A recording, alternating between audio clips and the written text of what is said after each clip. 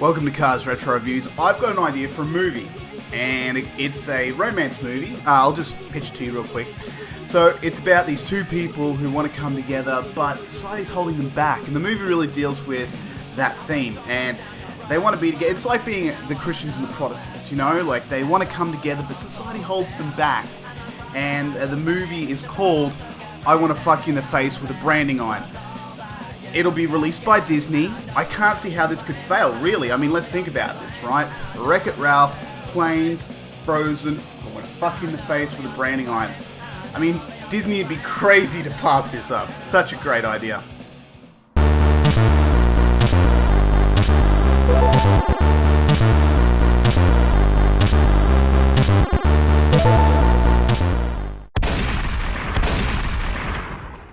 I spent the first hour of my gaming reading the manual after I couldn't figure out what to do. The face I was pulling throughout the game while playing was reminiscent of that SpongeBob episode where Sandy made a helmet that lets you talk to nuts. What's it do? It lets you talk to nuts? What use is that? SpongeBob to Peanut. Come in, Peanut. What's it saying? It says, it's dark in here. Got anything else, Sandy? There's my Nutachino machine. It makes a nice, hot, frothy cup of any nut you choose.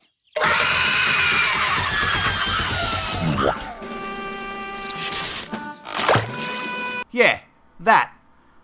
After playing it for roughly 30 minutes, I've concluded that I don't need to see any more. I saw gameplay of the other levels and they look more or less the same, but the concept of the game was simple. Destroy stuff, try not to get yourself killed in the process, and pick up the rubble you leave behind to score big. Cash in your pickups for a better hammer, rinse and repeat. After playing Mass Destruction before this game, my biggest fear is that you have a game that doesn't aim high and it takes a swing and a miss. And that is exactly what we have here.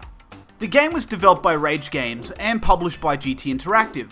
Looking at the games Rage Games has made on Sega consoles, out of the 15 or so games, I only know one that has been given any critical success.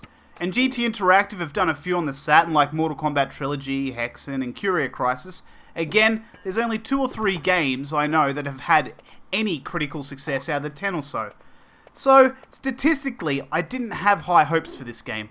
On top of that, it was only released in the PAL region for the Saturn, a pretty unique situation to be in. Out of the 240 PAL titles on the Saturn, only 10 were exclusive for the PAL region. Which makes more sense now after playing it. The presentation's a bit tricky. The layout we're given with both menu and in-game is giving this kind of wacky vibe.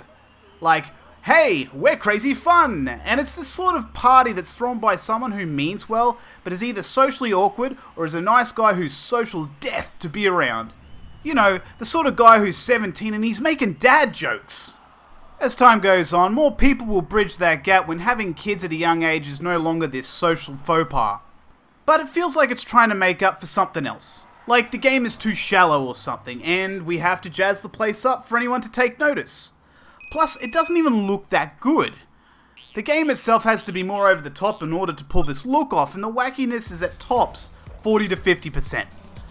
It needs to be more Earthworm Jim wackiness in order to have this look be more successful, and the presentation itself needs to be more wacky because, quite frankly, it's dull. It looks like a failed attempt to be funny, crazy, sassy, and the clock at the top might as well have been in Comic Sans.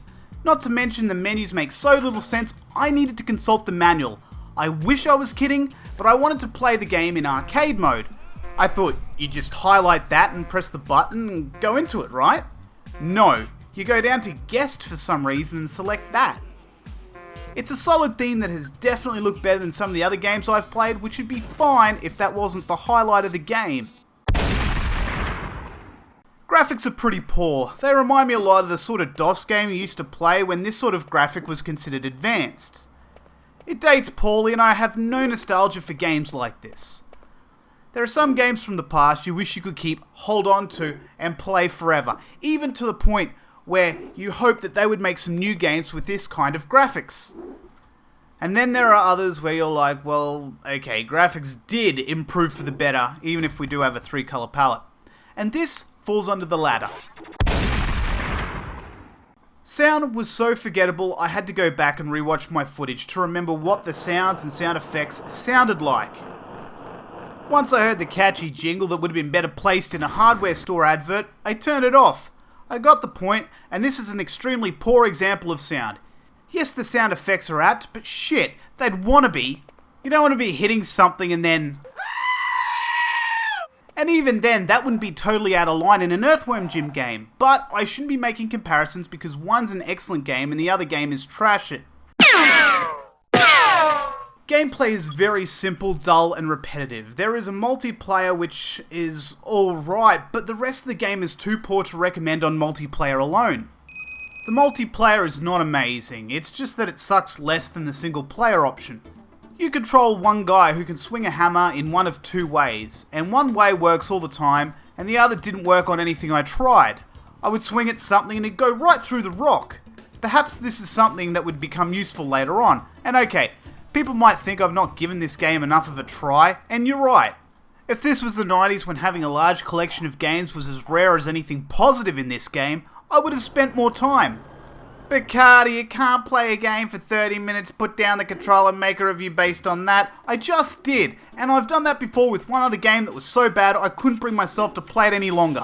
It doesn't exactly justify the situation, I know, but it gives you an accurate barometer of what we're dealing with here. And I thought maybe I was having a bad day, so I played it on 2 different days, and my feeling on this game has not changed. It was really a chore to play. Destroying shit should be fun, so instead of complaining about what it doesn't do, I'll give this game some suggestions. The best way to give me the immersive game I look for is to put your second best foot first. You want people to be interested in your game, sure. But you don't want to give it all away up front. Have an ace in the sleeve, so when I start to lose interest in grinding through your levels, have a special prize for me along the way that makes me keep going until the very end. This game might have had that, but I said your second best foot forward, not your fucking decrepit last with feces and rabies. Cliff Bleszinski is famously quoted as having said, to have a great game you just need to nail that 30 seconds of gameplay and be able to repeat it. We simply don't have that here.